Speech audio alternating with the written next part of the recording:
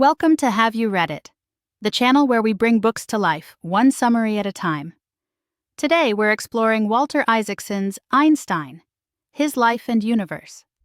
This biography isn't just a recounting of scientific discoveries, it's an exploration of how Einstein's rebellious spirit, unconventional personality, and relentless curiosity intertwined with his scientific genius and political activism. Prepare to be fascinated, not just by the science, but by the man himself. Einstein's story begins in Ulm, Germany in 1879. He was a late talker, a trait that worried his parents. He had a unique habit of trying out sentences on himself, whispering softly before speaking aloud. This, along with a rebellious streak, led some to underestimate him.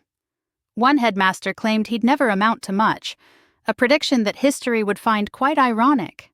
Einstein later attributed his slow verbal development to allowing him to ponder concepts like space and time with a childlike wonder that others took for granted. This perspective, he believed, contributed to his groundbreaking theories. Einstein's fascination with science began early. At age 5, a compass his father gave him sparked a lifelong interest in invisible forces. The idea that something unseen could influence an object captivated him. This experience foreshadowed his later work with field theories, which would become his preferred way of describing nature. Around the same time, his mother, a pianist, introduced him to the violin. Though initially resistant, he fell in love with Mozart's sonatas, and music became both an emotional outlet and a tool for thinking. He saw Mozart's music as a reflection of the universe's inner beauty and simplicity. Einstein's family background also played a role. Though Jewish, his family was largely secular, sending him to a Catholic school. Einstein excelled even in Catholic studies, highlighting his intellectual capabilities. However, being the only Jew in his class exposed him to anti-Semitism, fostering a sense of being an outsider, a recurring theme in his life. He later attended the Luitpold Gymnasium, where he thrived in math and science, mastering calculus by 15. Contrary to popular belief, Einstein excelled in math. He even developed his own proof of the Pythagorean theorem, showcasing his ability to approach problems from unique angles. A turning point came at 12 when, inspired by popular science books, he became skeptical of religion. This skepticism extended to authority in general, a trait crucial for his later scientific achievements. His education continued with Max Talmud, a medical student who introduced him to advanced science and philosophy. Talmud provided him with books like Aaron Bernstein's People's Books on Natural Science, which stimulated his interest in the speed of light and the interconnectedness of science. This exposure further fueled his scientific curiosity and instilled a belief in the possibility of understanding nature through simple mathematical structures. Talmud also introduced Einstein to Kant, whose work, along with that of Hume and Mach, would shape his understanding of knowledge and reality. At 16, while attending school in Aarau, Switzerland, Einstein began visualizing what it would be like to ride alongside a light beam, a thought experiment that would lay the foundation for his theory of special relativity. He also developed close relationships with the Winteler family, with whom he boarded. This period marked an emotional blossoming and an openness to intimacy that contrasted with his self-proclaimed loneliness. Einstein's university years at the Zurich Polytechnic were marked by his brilliance in physics, but also his disdain for rote learning and structured coursework. This led to clashes with professors who criticized his independent streak. One even flunked him in a physics lab, a historical irony considering Einstein's future contributions to the field. It was during this time that he met Mileva Maric, a fellow physics student and his future wife. Their relationship, fueled by intellectual passion and shared scientific interests, would deeply influence Einstein's life and work. After graduation, Einstein's struggles to secure an academic position underscored the disconnect between his genius and the academic establishment's recognition of it.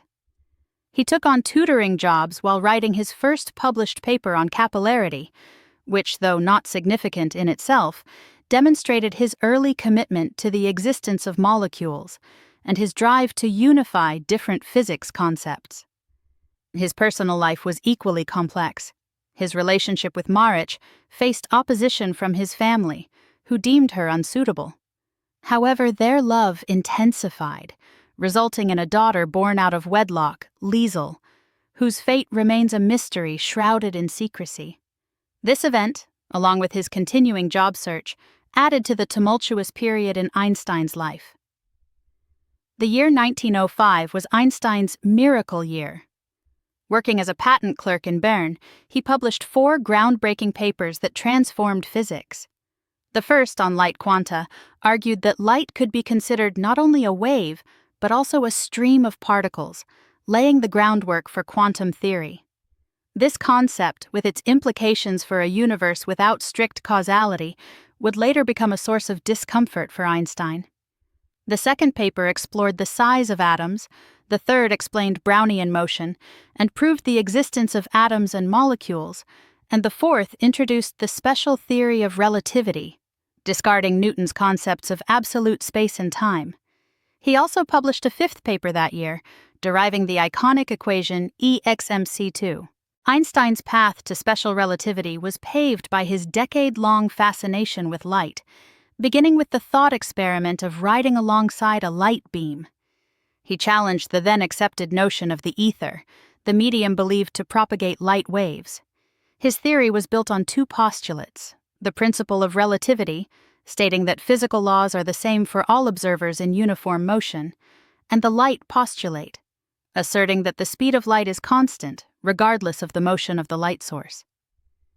These postulates, though seemingly incompatible, led him to a groundbreaking realization: the relativity of simultaneity. This insight shattered the Newtonian view of absolute time and space, and laid the foundation for a new understanding of the universe. His friendship with Michel Besso was crucial during this period. Besso served as a sounding board for Einstein's revolutionary ideas. The debate about Mileva Marich's contribution to Einstein's work continues to this day. The sources suggest she was a sounding board and helped check his math, but there is no evidence of her contributing original ideas. Despite his groundbreaking work, Einstein's academic pursuits were initially met with resistance. He found himself working at the patent office, where he continued his scientific inquiries while examining inventions. This worldly cloister, as he called it, proved to be a fertile ground for his ideas. During this time, he also founded the Olympia Academy, an informal discussion group with friends where they explored philosophy and science, demonstrating Einstein's social and intellectual engagement. His personal life saw both joy and sorrow. He married Marich and they had 2 sons, Hans Albert and Eduard. However, his intense focus on work and growing fame put a strain on their relationship. His affair with his cousin Elsa Löwenthal further complicated matters, leading to a separation and eventually a divorce from Marich. He offered Marich his Nobel Prize money as part of their divorce settlement, a testament to his confidence in his eventual recognition. Einstein's journey toward the general theory of relativity began with what he called his happiest thought, the realization that a person in freefall feels weightless. This led to the equivalence principle, which stated that the effects of gravity and acceleration are indistinguishable. He struggled for years to find the right mathematical framework for this theory, finally turning to his friend Marcel Grossmann for help with non-Euclidean geometry and tensor calculus.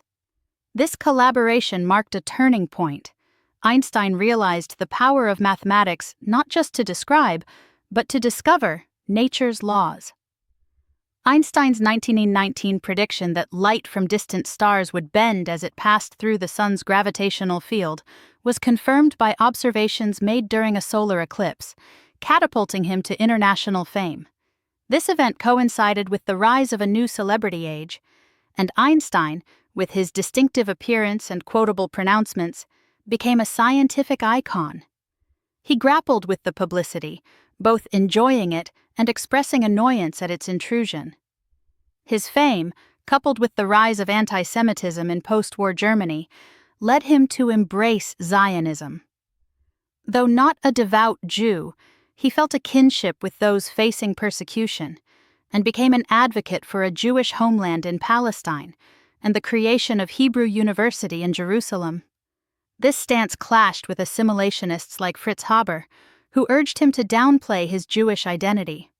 His 1921 trip to America with Chaim Weizmann, a fundraising tour for Zionist causes, solidified his image as a global celebrity and humanist icon.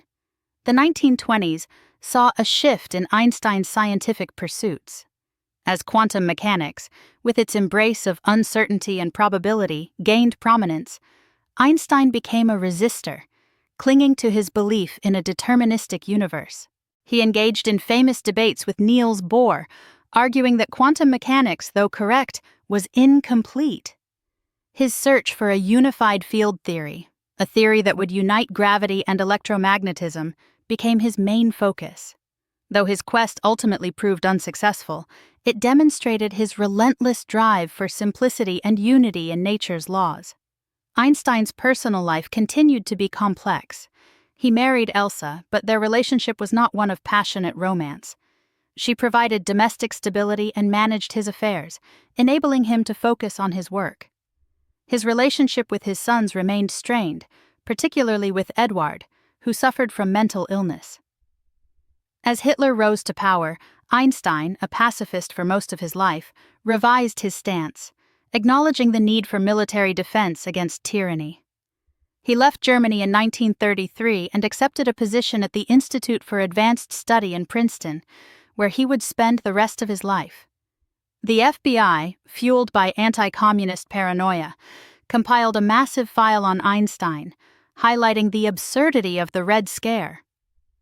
Einstein's later years in Princeton were marked by his continued pursuit of a unified field theory, his advocacy for world government as a way to prevent nuclear war, and his growing discomfort with the direction of American politics during the McCarthy era. His 1939 letter to President Roosevelt, alerting him to the possibility of an atomic bomb, though not directly involving Einstein in the Manhattan Project, forever linked him to the dawn of the nuclear age. After Elsa's death in 1936, Einstein found companionship with his stepdaughter Margot, his secretary Helen Dukas, and various women friends, demonstrating his need for personal connections despite his aloof persona. He declined the offer to become Israel's president, acknowledging his lack of aptitude for political leadership. Until his death in 1955, Einstein remained committed to his scientific pursuits and his humanistic ideals, even as his health declined and his political views increasingly put him at odds with mainstream America. The story of his brain, preserved and studied for decades after his death, became a bizarre postscript to the life of a man who prized intellectual freedom and individual liberty above all else. So, what are the key takeaways from Einstein's life? His genius stemmed not solely from raw intellectual power, but from a unique blend of qualities. Relentless curiosity, never stop questioning, even, especially, the familiar. Rebellious spirit, challenge authority and conventional wisdom. Visual imagination, think in pictures and engage in thought experiments. Scientific realism, believe in an underlying reality and its comprehensibility. Respect for individual liberty, champion freedom of thought and expression as essential for creativity. Sense of awe and wonder. Maintain a childlike fascination with the universe. These qualities, combined with his deep humanity, made Einstein not just a scientific genius, but an enduring icon whose life and work continue to inspire. Thanks for watching. Make sure to give this video a thumbs up and hit that subscribe button so you never miss our next book exploration.